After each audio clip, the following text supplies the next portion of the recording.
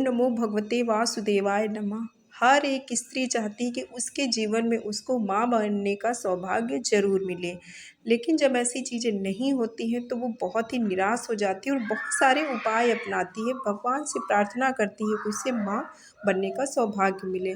तो पौष पुत्र एकादशी जो है वो बहुत ही महत्वपूर्ण है उन लोगों के लिए, वैसे तो सभी के लिए, लेकिन खासकर क्योंकि ये पुत्रदा एकादशी है जो वो निसंतान दंपतियों के लिए विशेषकर वरदान है। तो आज मैं आपको बहुत से ऐसे कुछ उपाय बताने वाली हूँ जिससे आप लोग जो संतान की प्राप्ति की कामना रखते हैं उनके लिए बहुत अच्छे उपाय हैं। और जो लोग अपने पुत्र की सुख समृद्धि चाहते हैं कि हमेशा उनका जो बच्चा, हमेशा संतान जो है वो अच्छा जीवन जिए, उसके लिए आप क्या उपाय कर सकते हैं, ये सारी चीज़ें आपको इस वीडियो में जानने के लिए मिलेंगी।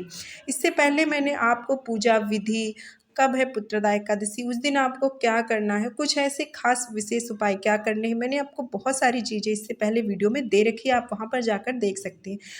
आपको इस वीडियो में कुछ ऐसे खास उपाय जानने को मिलेंगे जिससे आपकी ये संतान प्राप्ति की कामना पूर्ण हो सके।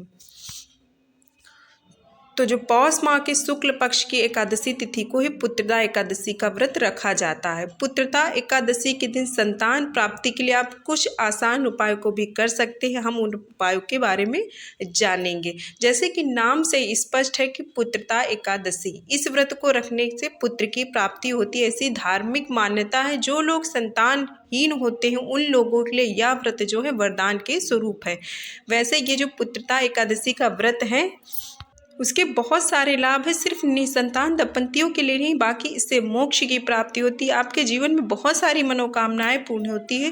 तो इसलिए आप सभी लोग एकादशी का व्रत जरूर रखें। ना रख पाए तो आप पूजा विधि जरूर करें, कुछ ऐसी चीज़ें जरूर करें जिससे आप पर भगवान विष्णु की माँ लक्ष्मी की कृपा जरूर बने रहें। तो ये बहुत ही महत्वपूर्ण होती है जो पुत्रदा एकादशी है। तो इस दिन आपको ये कुछ खास विशेष उपाय जरूर करने चाहिए जितना आपसे हो सकता है। चलिए अब हम फटाक से एक बार जान लेते हैं कि जो एकादशी है वो प्रारंभ होगी 20 जनवरी को शाम 7:26 से और समापन होगा इसका 21 जनवरी को शाम 7:26 पर। तो जो व्रत है वो रखा जाएगा 21 जनवरी को और पारण होगा इसका 22 जनवरी को। आपको कैसे व्रत रखना है, इस दिन व्रत रखकर आप स्नान ध्यान करके भगवान विष्णु की भक्ति पूर्वक षोडशोपचार कर विधि के द्वारा ओम नमो भगवते वासुदेवाय इस अमोघ मंत्र द्वारा पूजन सामग्री अर्पित करना चाहिए। पूजन के मध्य में इस मंत्र का जप करते रहना चाहिए। समापन के समय श्रद्धा भाव से इस मंत्र के द्वारा जनार्दन की प्रार्थना करना चाहिए। बाकी सारी पूजा विधि आपको मैंने पहले ही बता रखी है, लेकिन आपको अगर आप पुत्र प्राप्ति हेतु जो इस व्रत को रखते हैं तो आपको कैसे इस व्रत को करना है ये चीज़ आपको जान लेनी है कि आपको किस तरीके से आपको संकल्प करना चाहिए उस दिन एकादशी के दिन। तो आपको चाहिए उस दिन इस तरीके से आप मंत्र बोलिए और भगवान से प्रार्थना कीजिए कि मैं एकादशी को निराहार रह के दूसरे दिन भोजन करूंगा या करूंगी, आप मुझे उत्तम पुत्र दे, ऐसी प्रार्थना करना चाहिए। दिन भर आप सात्विक रहते हुए ये कोई भी आपको बुरे विचार व्यवहार नहीं करने हैं और पूरे दिन आपको अच्छे से व्रत रखकर दूसरे दिन पारण करना चाहिए। हमेशा आप जिस तरीके से व्रत रखना चाहते हैं उसका संकल्प जरूर लें और मनोकामना जरूर भगवान से कहें। उसके बाद पूरा दिन व्यतीत करने के बाद आप जितनी भी पूजा विधि, सारी चीज़ें, भजन कीर्तन, जितना भी आप कर पा रहे हैं उतनी सारी चीज़ों को जरूर कीजिए। अब हम जान लेते हैं सबसे पहले कि आपको उस दिन उपाय कौन से करने हैं। तो आप अगर आप संतान प्राप्ति की इच्छा रखते हैं तो इस दिन पीले ताज़ा फूलों की माला बनाकर भगवान विष्णु को चढ़ाएं, साथ ही भगवान को चंदन का तिलक लगाएं। ऐसा करने से आपकी संतान की प्राप्ति की इच्छा जरूर पूरी होगी। इससे पहले मैंने आपको बताया आप हरिवंश पुराण का पाठ करें, गोपाल मंत्र का जाप करें, भगवान के बाल स्वरूप की जो यानी लड्डू गोपाल की पूजा करें और ऐसे कुछ बहुत ही विशेष महा उपाय मैंने पहले की वीडियो में बता रखे हैं। इसके अलावा आज मैं कुछ आपको खास और नए उपाय बता रही हूँ जो कि आप उस दिन ऐसा कर सकते हैं।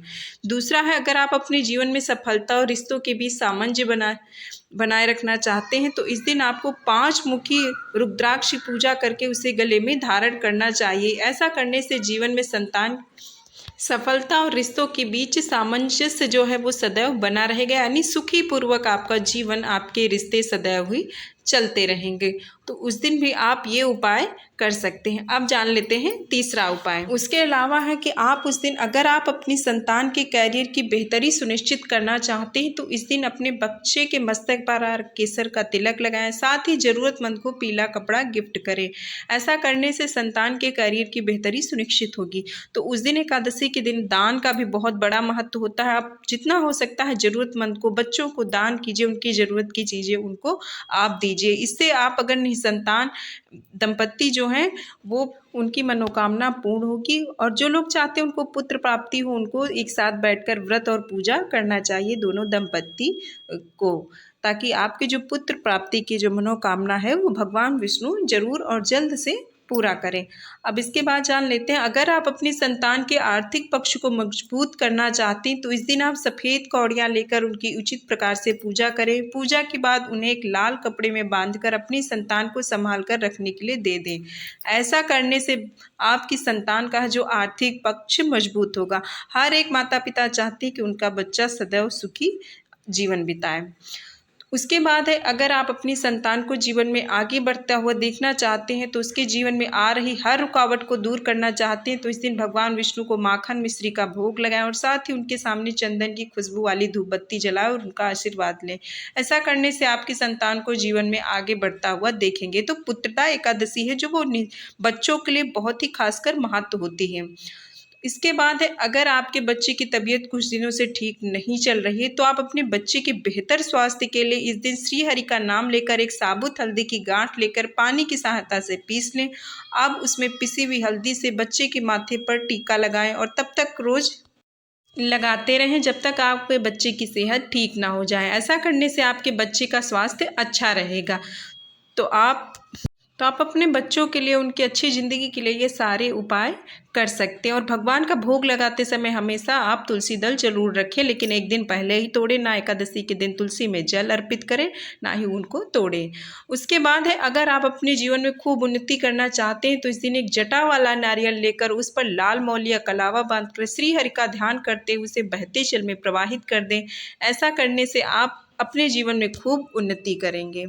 तो ये सारे उपाय आप एकादशी के दिन यानी पुत्रदा एकादशी के दिन आप अपनी बेहतरी के लिए, अपने जीवन के लिए, अपने बच्चों के जीवन के लिए, पुत्र प्राप्ति के लिए सारी मनोकामना यानी जो सारी उपाय हैं वो कर सकते हैं।